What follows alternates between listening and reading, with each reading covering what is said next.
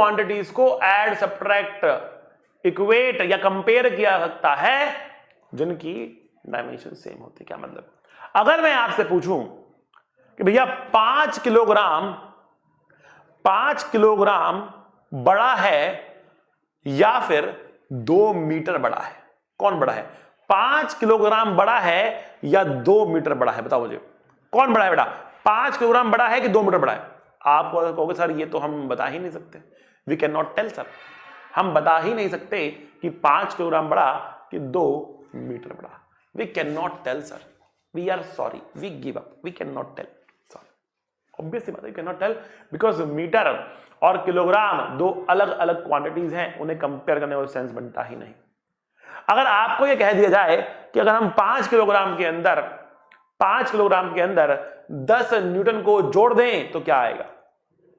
5 kilogram में 10 Newton जोड़ दें तो क्या आएगा? तो क्या जोड़ पाओगे? आप उसे नहीं जोड़ सकते। They are two different things, we can not जोड़ देम, हम उनको जोड़ नहीं सकते। तो किनको जोड़ सकते हैं? मास में मास जुड़ेगा, लेंथ में लेंथ जुड़ेगा, टाइम में टाइम जुड़ेगा, फोर्स में फोर्स जुड़ेगा या घटेगा, उल्टा पुल्टा कुछ भी ऐसा जोड़ नहीं सकते हम। आई बात समझे? तो पहला प्रिंसिपल ऑफ होमोलॉजी क्या कहता है कि only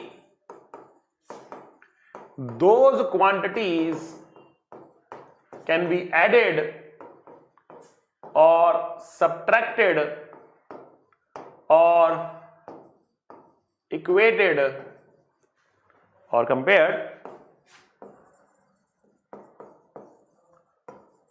which have same dimension। जिनकी डायमेंशन सेम होती है केवल उन क्वांटिटीज को ही आप ऐड, सब्ट्रैक्ट, इक्वेट, कंपेयर कर सकते हो, बाकी क्वांटिटीज को नहीं कर सकते। या इसका उल्टा कह दिया जाए, अगर किसी इक्वेशन में कोई क्वांटिटीज आपको ऐड, सब्ट्रैक्ट, इक्वेट या कंपेयर होते हुए मिल रही हैं, उनकी डायमेंशन सेम होना कंपलसरी है, उनकी डायमेंशन सेम होना कंपलसरी है। ठीक। दूसरा प्रिंसिपल है कुछ ऐसी क्वांटिटीज जिनका जो डायमेंशन लेस होती है, जिनके पास कोई डायमेंशन नहीं होती, जो डायमेंशन लेस होते हैं, जैसे कि angle. For example sine theta, बड़ा पूरा साइन थीटा भी डायमेंशन लेस है और इसका एंगल थीटा भी डायमेंशन लेस है। क्या है? डायमेंशन लेस है।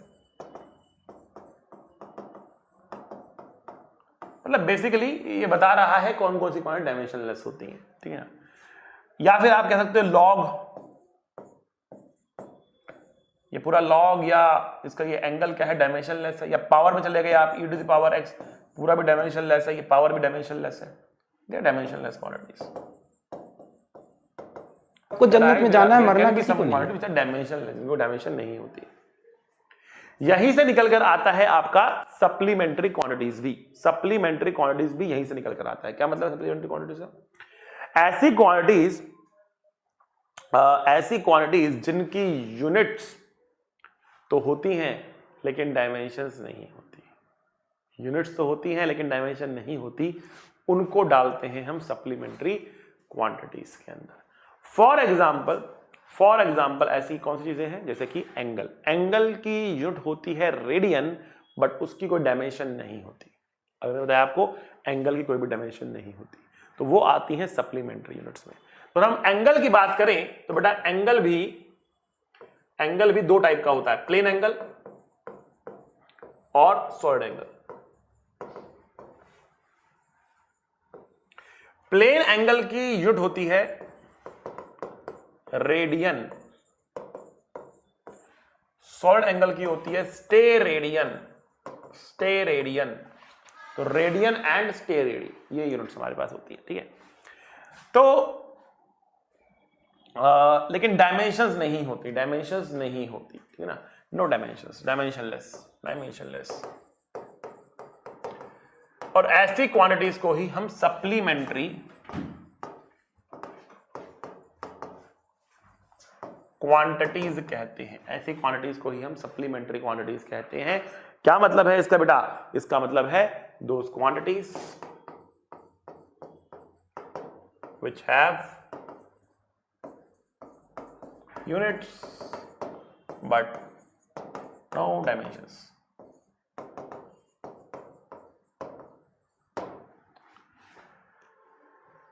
और इसमें जो मेजर कैटेगरी है वो एंगल ही है, एंगल को ही हम रख रहे हैं इसके अंदर।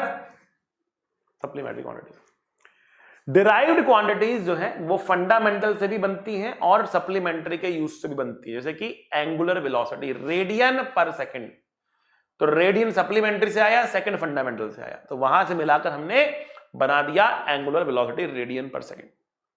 ठीक, तो सप्लीमेंट्री क्वांटिटीज भी अब आपको समझ में आ गई। तो हम बात कर रहे थे बेटा प्रिंसिपल ऑफ होमोजेनिटी की। यहां पर इससे हम करते हैं डायमेंशन एनालिसिस। तो डायमेंशन एनालिसिस के अंदर हम क्या क्या कर सकते हैं,